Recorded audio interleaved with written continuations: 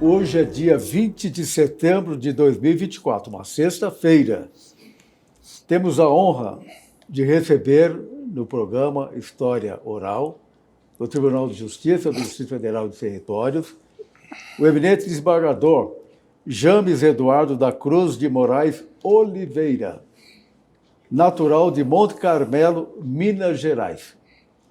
Nasceu em 28 de maio de 1966, graduado em Direito pelo CEUB, em 1988, iniciou sua carreira como escriturário e, posteriormente, ocupou cargos nos Correios e na Câmara dos Deputados. De 1989 a 1993, atuou como advogado e foi procurador do Distrito Federal nos anos de 1992 e 1993. Em maio de 93, foi empossado como juiz de direito substituto do TJDFT e promovido a juiz de direito em 1996. Em sua trajetória, foi designado para atuar como juiz de direito substituto de segundo grau na 4ª Turma Civil e, em 2016, foi promovido a desembargador. Durante sua carreira, também atuou como membro efetivo e ouvidor-geral do Tribunal Regional Eleitoral do Distrito Federal, TRE-DF.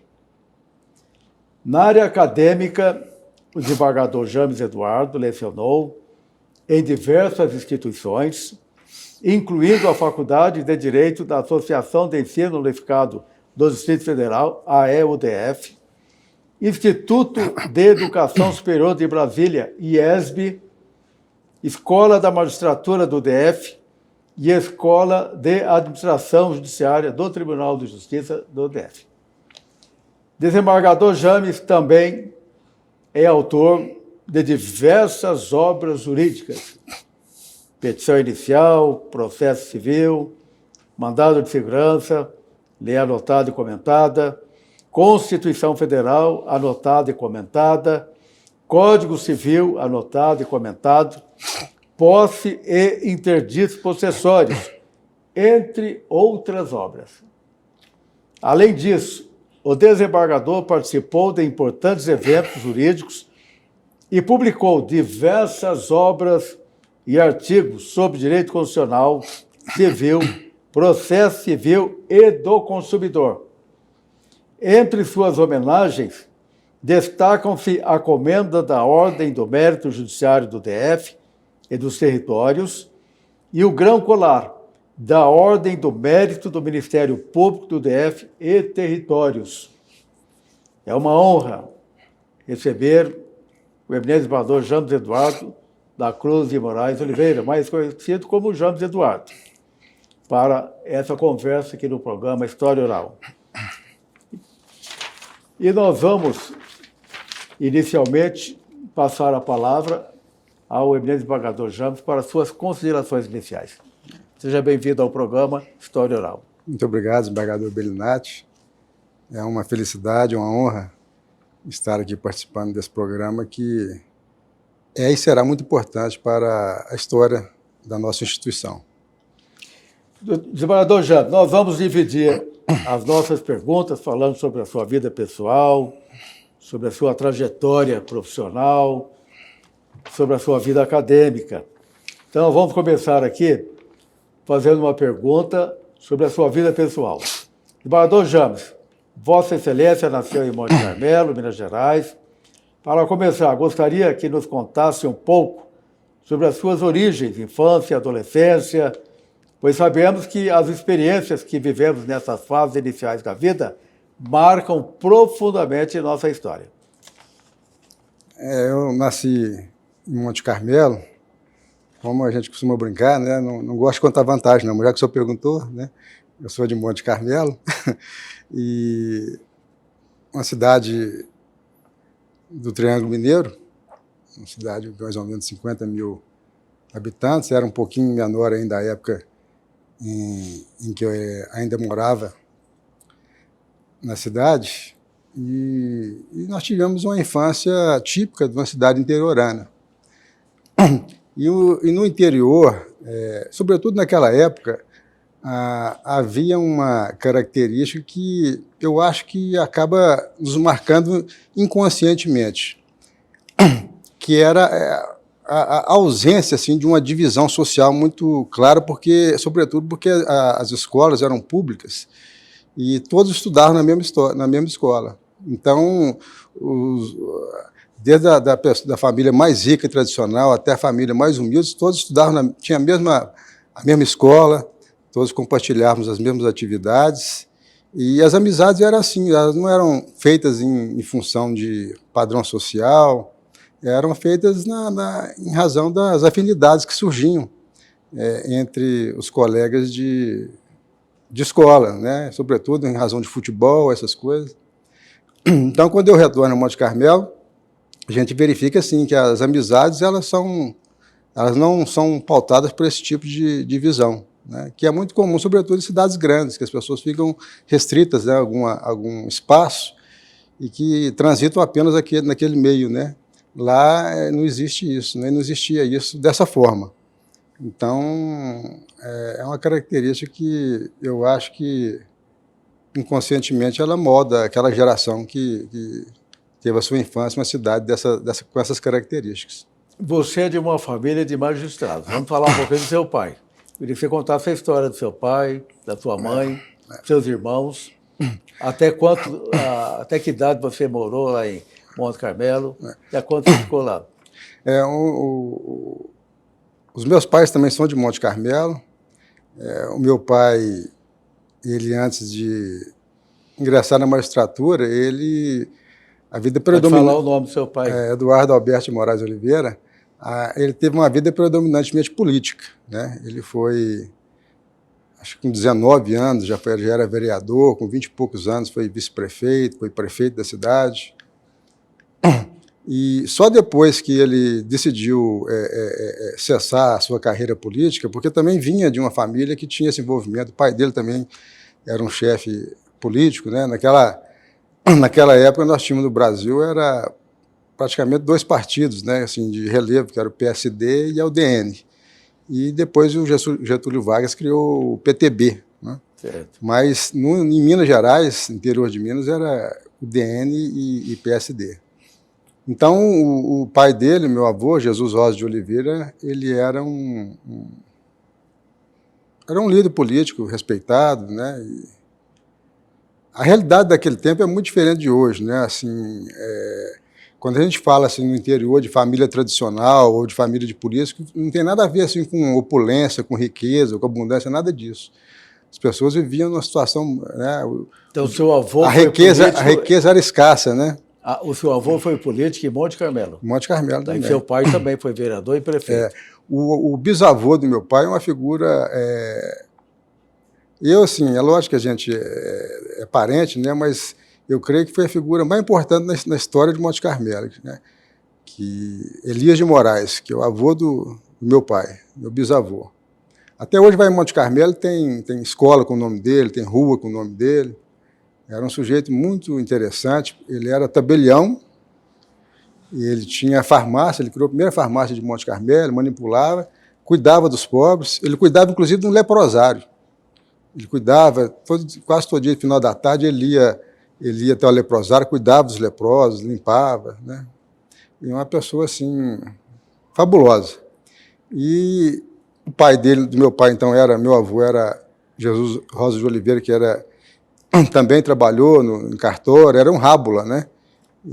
Rábula era o prático do direito, um advogado sem titulação, né? Então, ele era procurado para fazer contratos, né? Até contratos de, entre aspas, casamentos fazia, como se fosse uma união estável hoje, né? Meu pai, então, nesse contexto, muita dificuldade. Meu pai diz que no cartório trabalhou, desde 10 anos, mais ou menos, já trabalhava. Diz que no cartório de registro de Monte Carmelo, na época, se fazia aqueles registros, aqueles livros imensos, né? Até hoje, se procurar lá, tem ele, menino ainda, já tem ele lavrando atos, né?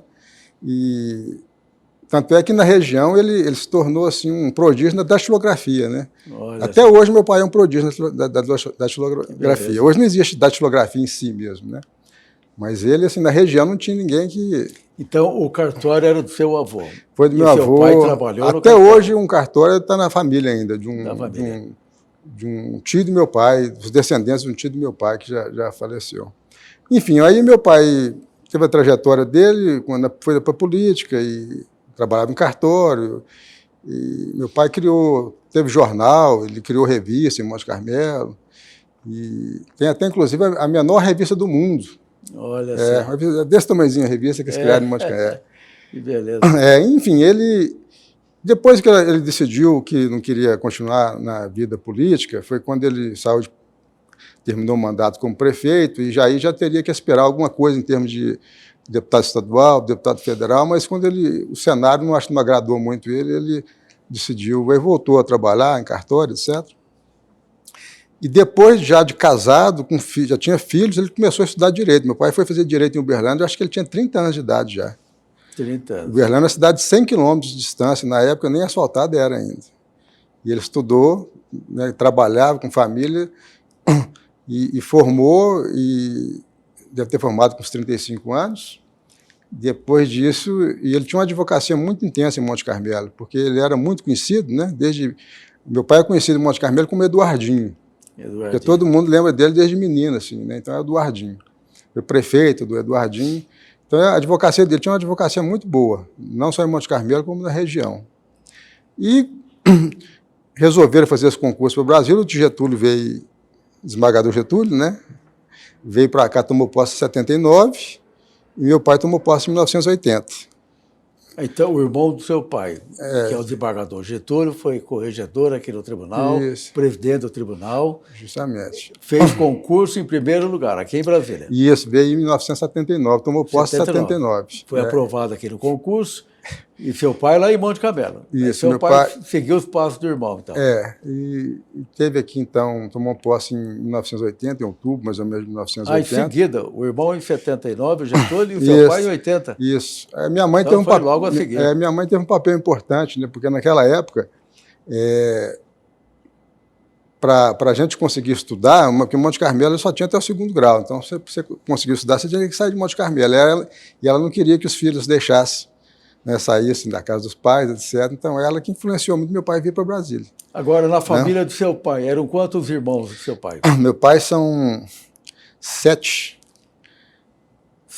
Só o Eduardo, o seu pai Eduardo? Meu pai é o mais velho, Getúlio é o caçula. Caçula. Ainda tem 3 irmãs e tem 2 que faleceram. Uma que faleceu ainda bebê. O seu pai tem quantos anos hoje? Meu pai está com 86. 86. E o Getúlio? Getúlio, como eu tenho descrição aqui, mas deve estar com 73, eu acho. 73. Tá certo. E meu pai é o mais velho, Getúlio é o caçula. Certo. Então o Getúlio veio para Brasília, passou no concurso para juiz, no ano seguinte seu pai também resolveu fazer o concurso, aprovado e viemos para cá. A carreira aqui. Então eu tinha 14 anos. Você veio para cá com 14 anos? A família toda nós viemos com 14 anos. Você, o James, tem o seu irmão, que também é juiz. Qual é o nome do seu irmão? Eu tenho a minha mais velha, Patrícia, ela é a única que mora fora, mora em Belo Horizonte, é advogada também. Advogada em Belo Horizonte. Depois sou eu, depois vem a minha irmã Carla, que é promotora. Promotora aqui no meu irmão Holmes, meu irmão Holmes, que é juiz também há um bom tempo já. Holmes, aliás, desculpa. Holmes. O Holmes foi meu aluno na UDF. Fui professor dele. E a Patrícia, que é a minha irmã mais velha, o filho dela é juiz aqui também, já há mais de 10 anos, que é o Pedro. Sim. Pedro de Oliveira Vasconcelos. Uma família de magistrados. Tem quantos magistrados hoje na família? Na família. Os primos, os. Na família aqui, só aqui, né? Nós somos o Getúlio, eu, o Holmes, o Pedro, a Raquel, que é filha do Getúlio. É isso aí, né? Olha só que beleza, hein? Uma família abençoada para a magistratura. Então você chegou a Brasília com 14 anos. Isso. O que você foi fazer aqui? Estudar, né? Você foi estudar onde? Eu cheguei faltando ainda 2, 3 meses para completar o ano letivo de 1980 e estudei lá no Sagrado Coração de Maria, acho que é de Maria. Era mesmo. no SEMA, Auxiliadora? No comecinho do lado da Católica, ali na L2, no começo da Asa Norte, Sacré-Cœur, né? Sim. Estudei 2 meses, depois eu estudei no Objetivo. Segundo grau eu fiz no Objetivo. E aí, fez Direito em qual faculdade? Fiz vestibular, fui para o CEUB. CEUB. Cursei CEUB. E se formou em que ano no CEUB? Colei grau eu terminei em 88, colei grau no comecinho de 89. E nesse ínterim, mas nesse ínterim, quando eu completei 18 anos, eu entrei como escriturário no Banco Real. Antes disso, inclusive, antes de ter 18 anos, eu vendia telha, né? O Monte Carmelo era um polo... A terra da telha. Conhecido como a terra da telha, né? Então, a gente, para ganhar um dinheirinho, vendia telha. Você vendia telha aqui em Brasília? Aqui em Brasília, Depois, fiz 18 anos, entrei lá no Banco Real como escriturário, depois fiz um processo seletivo nos Correios, depois vim requisitado para o TRE, trabalhei aqui até no Palácio, aqui no 4º andar, onde funcionava o TRE. Então, começou a carreira profissional com 18 anos. Depois, em 88, eu fiz um concurso para a Câmara dos Deputados, fui para a Câmara. Em 89, comecei a advogar, mas ainda como funcionário da Câmara. Nunca deixei de ser servidor público, não. Depois, fiz um concurso para a Procuradoria do Distrito Federal, ingressei lá em 1992, e lá também continuei a advocacia, né, porque o cargo permite esse exercício da advocacia. E fiz o concurso, em 92 para cá, e fui aprovado e tomei posse em 7 de maio de 1993. 93 tomou posse como juiz substituto. Parabéns, que carreira belíssima, abençoada, hein? Graças a Deus. Reflete a sabedoria de Vossa Excelência, aí o esforço, a persistência nos estudos e também na área acadêmica, evidentemente. Mas falando ainda da família de Bador James, você se casou quando aqui em Brasília? Se casou com uma pessoa de Brasília? Foi. A Patrícia, minha esposa, né? Ela é de Brasília. Nós nos casamos em 1991. 91. E onde você conheceu sua esposa aqui? Eu conheci amigos, né?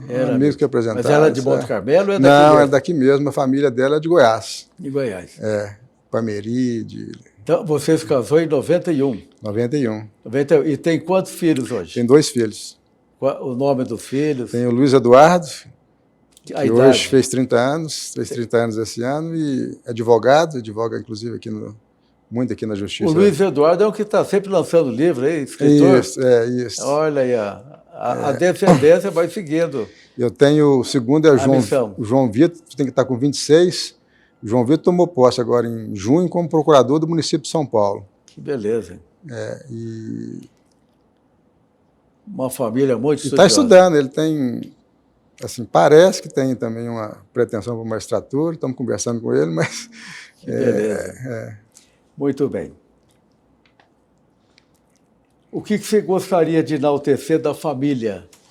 Da família do seu pai, da sua família? O que você enaltecer de deixar nada. na história aqui? Enaltecer nada, não, porque nós somos, assim, humildes trabalhadores, né? Até o Diaulas falou na sessão passada, que é um operário, né? Operários. Um operário, nós somos operários mesmo, né? Então, assim, a gente se dedica, né?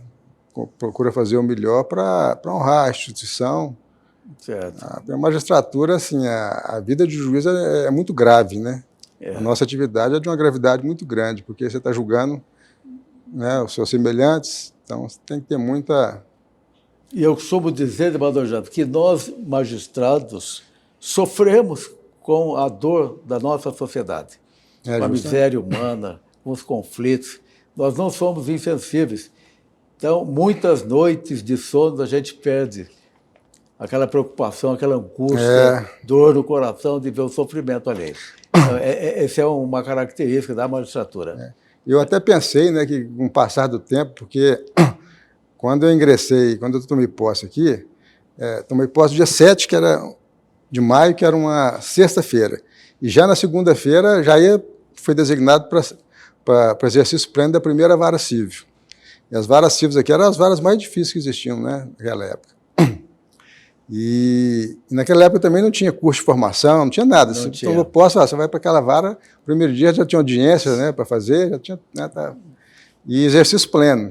Eu, na minha época de juiz substituto, eu nunca fui auxiliar. sempre fui em exercício pleno.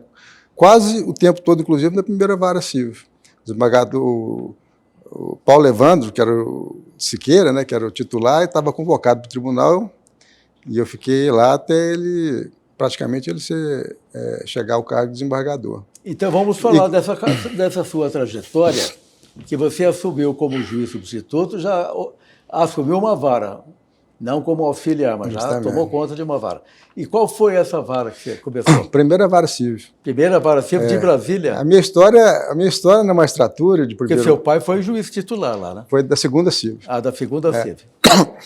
A minha história na magistratura de primeiro grau, ela basicamente foi a primeira vara civil, porque eu entrei como substituto, fiquei na primeira vara civil até a data da instalação da 11ª vara civil, que eu instalei a 11ª vara civil. Fiquei poucos meses, fui a titularidade na primeira vara civil de família e oficiações de Sobradinho. Sobradinho. Lá fiquei praticamente um ano e voltei como titular da primeira civil. Olha só. E fiquei até ir para o cargo de juiz de substituto de segundo grau. Então, somando aí o período como juiz substituto, foram quantos anos no total? Eu tomei posse, se não me engano, em 96. Não chegou a 3 anos. Ah, não chegou a 3. Não chegou a 3 anos de substituto. Era a necessidade do momento, porque algumas turmas demoraram muito. Naquela época era. A promoção. Tinha turmas, inclusive, que havia a titularização antes mesmo dos 2 anos. Certo. Antes mesmo da vitaliciedade já tinha titularização, mas agora mudou muito. Né? E depois dessa vara civil, você foi para onde? Eu fiquei até instalar o tribunal, então na época eram 10 varas civis. O tribunal, então, criou mais 10 varas, né? Passaram a ser 20 varas. E o tribunal me designou para a 11ª civil. Então, eu instalei a 11ª vara civil, fiquei alguns meses até ser promovido para essa primeira vara civil de família e oficiações de Sobradinho. Sobradinho. Fiquei lá um ano, mais ou menos, e voltei como titular da primeira civil. E fiquei praticamente até... Não saiu da primeira vara civil. Eu tive uma passagem assim... Porque eu servi aqui o tribunal também na administração, né? Eu fui juiz assistente da Corregedoria e da Presidência em algumas gestões. Então... Foram quantos anos na administração? Eu me lembro que você fez um trabalho intenso, auxiliando a administração. Na Corregedoria fiquei 4 anos, na Presidência fiquei mais 4 ou 5 anos. Quase 10 anos trabalhando para a administração do tribunal. Fiquei na administração.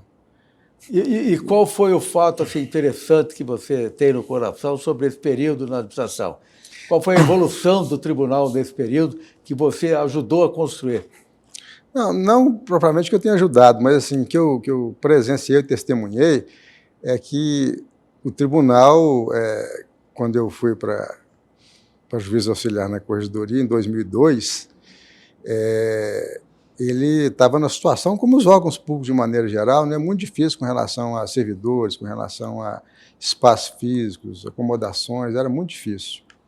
Precisava de instalar uma vara, não havia recursos, não havia servidores, até que foi aprovada essa atual lei de organização judiciária, que é de 2008. Então, essa lei criou assim, muitos cargos de juiz de direito, muitos cargos de juiz de direito substituto, muitas varas de juizados especiais, muitos cargos de servidores, muitas funções. Então, o tribunal ele teve uma modificação estrutural muito grande, né? Ele expandiu com a criação de fóruns, né? Praticamente metade dos fóruns que nós temos hoje, quase metade, foram construídos depois da aprovação dessa lei. Então, isso foi um marco assim, muito importante. E o nosso tribunal, dois presidentes com os quais eu trabalhei já estão aposentados, né? Primeiro foi o desembargador, 3, na verdade.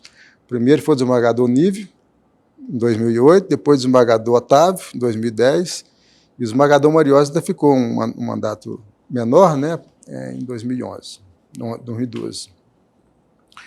Mas eu tenho muita...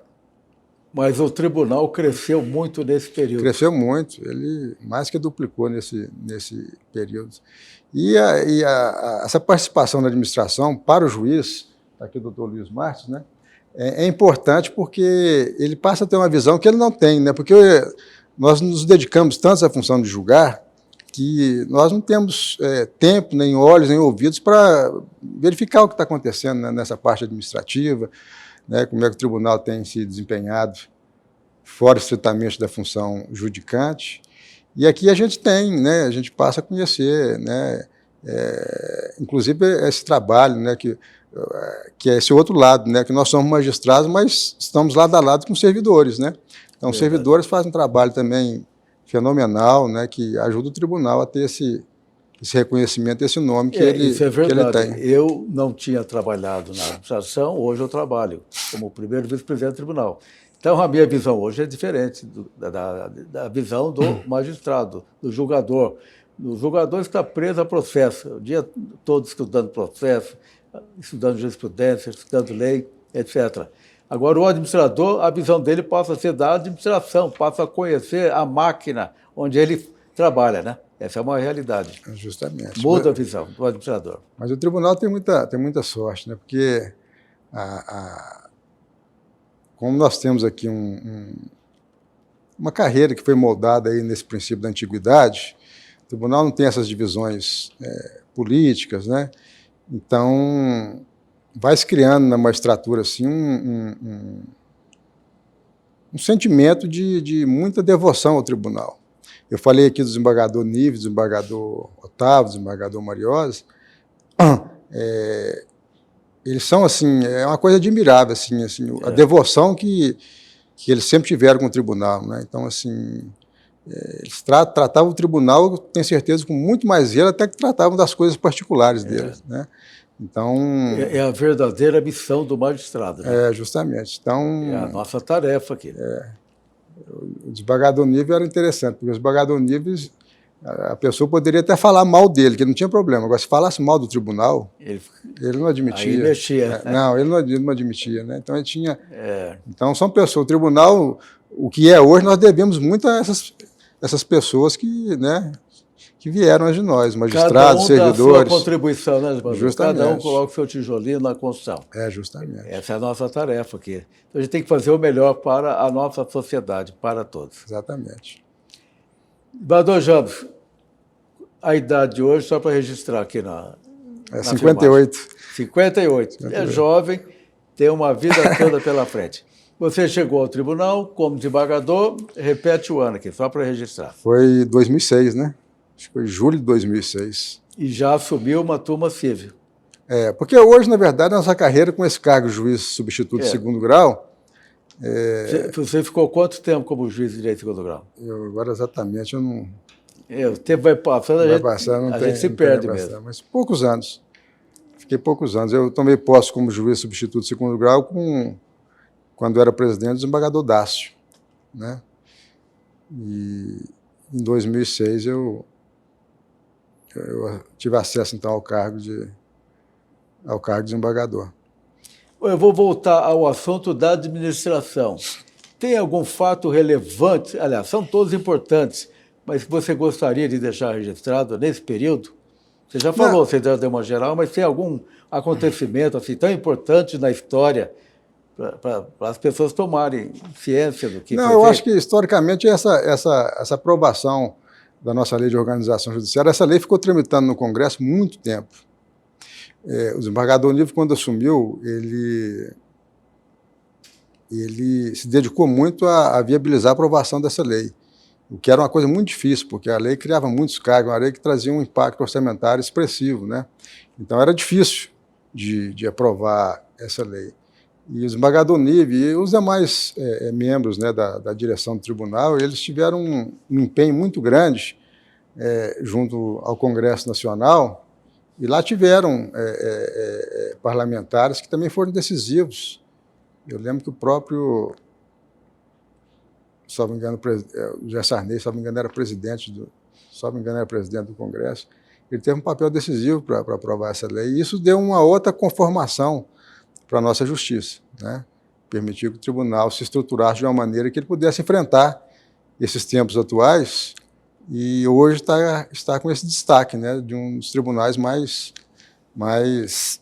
bem avaliados, não avaliados exatamente pelo Conselho Nacional de Justiça, mas avaliados pela sociedade, avaliados pelo meio jurídico, né? Pelos advogados, enfim, pela sociedade de uma maneira geral.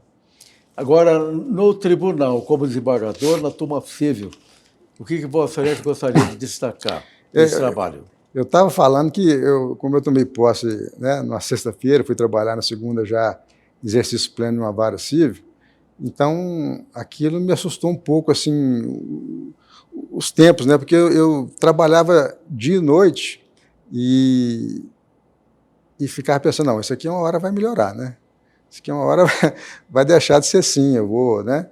Mas a coisa ficou do mesmo jeito, até hoje. E não só a questão da dedicação, que tem que ser integral, muito exauriente, a questão é o desafio, né? Porque você pensa assim, não, eu não assumir o cargo, vou ter que atuar como juiz sem, né, de um dia para o outro. Então você tem que estudar, tem que se preparar, enfim. Depois você pensa que vai mudar, não, hoje, no meu dia a dia eu tenho as mesmas dificuldades. Eu nunca encarei um processo assim com uma coisa fácil. Eu nunca vi uma facilidade de um julgamento. Né? Todo julgamento é difícil. É difícil. Todo julgamento você tem que estar compenetrado, né, no que você está fazendo, na responsabilidade que ele é. Estudar, porque a gente precisa estar aprendendo, né, para ser um profissional cada vez melhor, né? Mas até hoje é a mesma coisa, né? Até hoje é a mesma dificuldade. É a mesma dificuldade. É a mesma dificuldade. Então eu aproveito para perguntar como é que concilia essa vida de juiz, de embargador, com a vida de professor e de escritor. Vossa Excelência é um grande escritor, tem várias obras publicadas. A Constituição Federal, quando ela ressalva que o magistrado, o juiz, só pode ter uma outra ocupação, que seria, né, acrescentando a família. Então, a vida de juiz, de escritor, professor e família. Nós sabemos que você é um grande pai de família. Mas quando a Constituição permite que o juiz possa exercer fora da magistratura apenas o cargo de professor, ela o faz no pressuposto de que isso vai reverter também para a própria magistratura, né? É lógico que eu atualmente até já não estou mais na área acadêmica, desde a pandemia, mas eu sempre procurei assim, ser muito comedido com esse compromisso de professor, né? Assim, então, sempre dei aula, mas pouca aula para realmente não comprometer a minha atuação como magistrado. Mas você ser professor, ele te ajuda também, porque você tem que estudar, você tem que, né? Então, essa ressalva da Constituição é muito sábia, né? Você permitir. Agora, você na parte de livros, etc., artigos, é porque, às vezes, você pensa bem, um voto que você dá, né, tem voto de 10 laudos, de 20, de 30, de 40, 50, 60, às vezes um voto que você dá, você burilha mais ou menos e vira um artigo, né, que você pode, né, às vezes você pode publicar. Então, assim, nunca foi uma coisa assim dissociada da magistratura, né. O meu primeiro livro que eu lancei foi o Código de Defesa do Consumidor, anotado e comentado. Na época, foi até no tribunal, né, o desembargador, salvo engano, era o Zé Jerônimo, presidente, salvo engano, fez questão de fazer uma cerimônia aqui, etc., muito cortês, como sempre. Mas eu fiz esse livro assim, no dia a dia. Então, por exemplo, eu dar um voto, eu falava um assunto, aí eu pegava lá no livro e colocava né, anotava um artigo daquele lá. Eu fazia um estudo de uma doutrina, pegava um trechinho e colocava ali também. E fui fazendo dessa maneira. Julgava né? o processo, então, tirava a justamente, questão, passaram esses anos, né, 2, 3 anos, tem uma obrinha mais ou menos aqui, pode ser que alguém, né, vai achar que pode ser publicado. Mas sempre com esse cuidado de não me desviar, né? Conciliando a vida acadêmica, a vida de escritor com a magistratura. Justamente. Então não sobra tempo para nada, porque tem a família, né? Tem a família, que é a mais importante, né? É mais importante. É verdade. 58 anos, qual é o projeto de vida? Porque tem muito tempo ainda, até os 75, tem muito chão. Eu agora daqui a 2 anos, né, quando completar 60 anos, eu vou preencher os requisitos para aposentadoria. Está pensando? Não é que eu esteja pensando, não, mas você vai ter o direito, né, vai ser outra realidade, né? Então, eu não sei, assim, a minha vida sempre foi essa aqui, né? Eu nunca me dediquei 100%, em todo o esforço que eu pude fazer, que eu posso fazer, em prol da magistratura. Mas, não sei, né? Daqui a 2 anos vamos ver. Seja o que Deus quiser. Seja o que Deus quiser, né? Muito bem. E no coração, aí, o que tem de sonho aí para realizar? Olha, porque todo mundo tem um sonho, né? Tem um sonho de se aposentar, de comprar uma chácara, ou tem sonho para dar aula, ou tem sonho para escrever livro. Não, assim, projeto profissional, assim, eu acho que exercendo um cargo, né, desembargador, que já é tão importante, né, para a gente, para as demais pessoas, né, para a família da gente, eu não nutro outra aspiração, não. Não tem projeto assim de... Não tem um sonho guardado lá no fundo do coração? Não tem, não. Vai seguir na vida. Meu sonho é poder, Deus ajudando, ser um bom juiz até quando Ele quiser. Né? Isso mesmo. E a família, os filhos estão bem encaminhados. Você disse que tem um filho pensando em ser magistrado também. Ele está fazendo, como eu disse, ele tomou posse como procurador do município de São Paulo, até é um paralelo. Eu fui procurador do DF, que também podia advogar, né? Que pode advogar um cargo, os poucos cargos da República, né? Dessa natureza, dessa envergadura, que ainda propiciam a advocacia. E São Paulo também propicia. Então, ele tem um cargo assim que, para ele deixar para assumir qualquer outro, tem que pensar muito, né? Porque os cargos de procurador, todos eles já recebem a remuneração máxima que existe, né?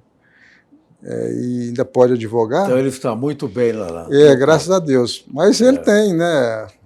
Essa questão da tradição, às vezes, envolve a pessoa sem ela saber, né? O DNA da família é forte, hein? Envolve sem ela saber, mas, enfim, Deus vai iluminar ele, vai inspirar ele para o melhor. Tá certo. Desembargador Jambes, o que precisa mudar no tribunal? Porque Vossa Excelência conhece o tribunal profundamente. Como disse, trabalhou quase 10 anos na administração, cuidou ali pessoalmente do avanço do nosso tribunal. O que precisamos mudar hoje para melhorar mais ainda? Olha, questão de mudar, o tribunal não precisa de mudança, né? O tribunal, como qualquer outra instituição, precisa de aprimoramento, né? Então, é por isso que Vossa Excelência agora está na primeira vice-presidência, está sucedendo grandes colegas que lá tiveram, fizeram grandes trabalhos, mas sempre tem algo para fazer, para acrescentar, né? Então, o que o tribunal precisa continuar nesse veio aí, né? Cada um que vem também contribui, melhora, aprimora, mas mudança propriamente dita, eu acho que o tribunal está no bom caminho. O tribunal está indo muito bem, né? Exatamente. Nós somos selo diamante, reconhecimento do CNJ. Estamos cumprindo as metas principais. Justamente. Para as suas considerações finais, fique à vontade. Obrigado. Eu quero agradecer a Vossa Excelência por esse convite, a toda a sua equipe. Sei que essa iniciativa vai ser uma iniciativa que vai deixar aqui um registro importante, né, para o tribunal, né? Daqui a muitos anos, quando alguém quiser, né, com essa tecnologia, vai ser digital, a imagem, né, quiser saber a história de um magistrado qualquer do Distrito Federal, vai ter essa oportunidade. Então, fico feliz de estar participando disso. Eu que agradeço, Vossa Excelência. É uma honra muito grande e registrando. Hoje é dia 20 de setembro de 2024, sexta-feira. Tivemos a honra de receber o eminente desembargador Jambes Eduardo da Cruz de Moraes Oliveira, um dos grandes desembargadores e magistrados que nós temos no nosso tribunal.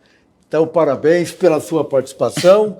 Obrigado. Felicidade para você. Deus seja louvado pela sua missão e pela missão da sua belíssima família e belíssima carreira. Você é um grande magistrado, uma grande pessoa. Isso é a bondade de Vossa Excelência. Parabéns, viu? Felicidades. Muito obrigado. Obrigado.